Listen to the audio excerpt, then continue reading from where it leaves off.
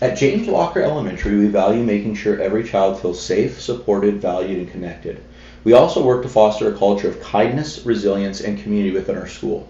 With that said, how do you help students feel seen, valued, and connected in your classroom, especially at the beginning of the school year? I love this question. Um, Mainly because it focuses so much on the fundamentals, right? So if students don't feel supported, then how are they able to excel? Well, I think it starts off at the door. I love entering the room, having students enter the room with a hug, handshake, fist bump, high five, whatever they're comfortable with of their choice.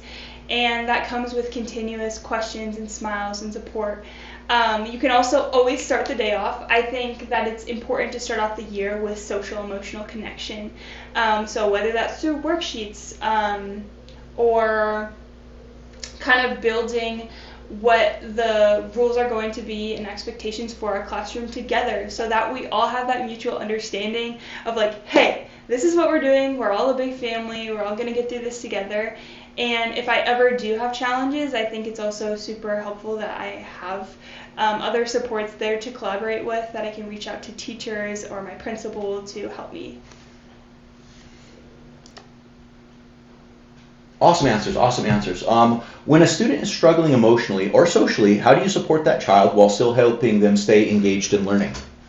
Yeah. So in order to help a student who is struggling emotionally, or you said engagement, correct? Correct, In yes. general.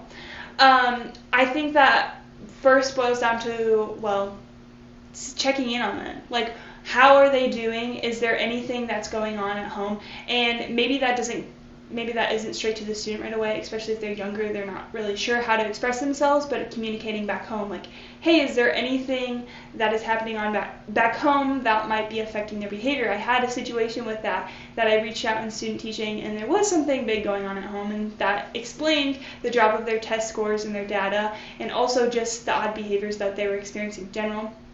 And then from there, it would just depend. You always want to start at the base of the problem, right? If there is unclear expectations, you might need a refresher on that if they need that. Otherwise, I would look deeper, like social emotionally. Are their needs being met as a human being first before we jump to the conclusion of, oh, they just don't want to participate in my class? Some answers. So our second theme is going to be on individualized learning and literacy growth. Okay. And at James Walker Elementary, we value experiences focusing on the individual and grounded in helping students grow into resilient, adaptable learners. Our school also places visible emphasis on literacy and helping families support reading at home.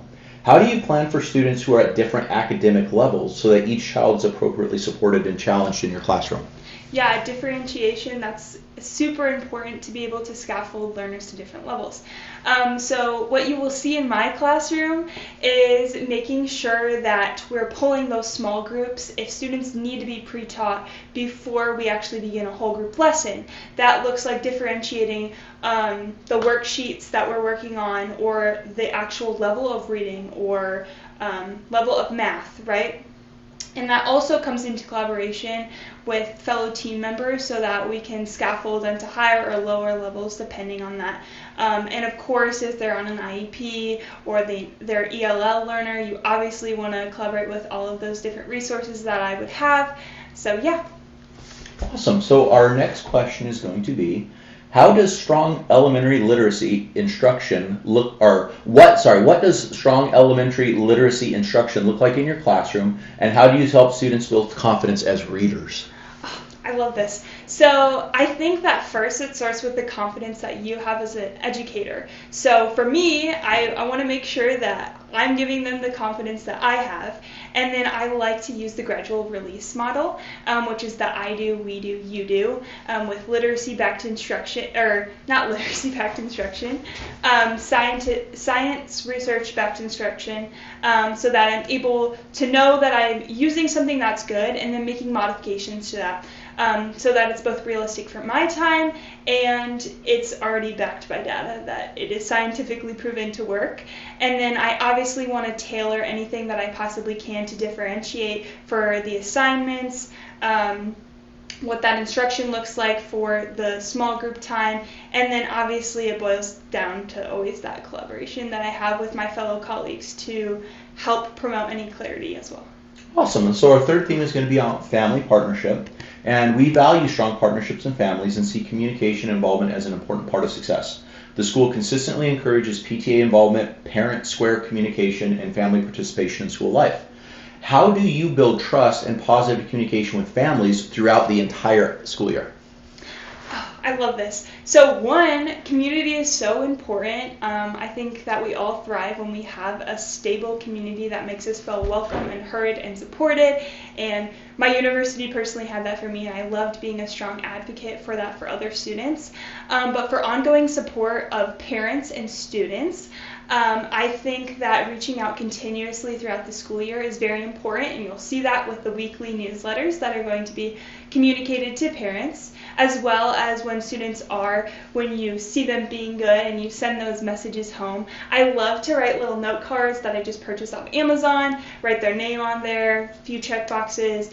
Their faces light up, and just they are so excited to be able to tell mom and dad that they get to bring something fun home. And just that ongoing collaboration is really just about being intentional with that. Awesome. And so your final question then is, how would you contribute to a school community that values family involvement, teamwork, and connection beyond the classroom? Beyond the classroom, yeah. So fortunately, I have had a lot of experience with beyond the classroom work. In high school, I was involved with a program called Iowa Big North, and so this allowed me as a high school student to be involved with New Hampton Municipal Utilities, and just cross-collaborate with different organizations. What that looks like in my classroom, I think, is being able to, one, obviously collaborate with the colleagues in my building, but reaching out to local resources, like what does the library have available, what programs do we have, offering those supports within the newsletters to let parents know about free programs that are going on to help them enhance their students' abilities, but also just overall promote that community engagement and feel. I love the idea also, as a fun activity, specific example is doing sidewalk chalk and doing a mural of just like what we've been reading about in a story. Or they could even do that at home with their family, and just having that ongoing connection is so awesome. Awesome, thank you.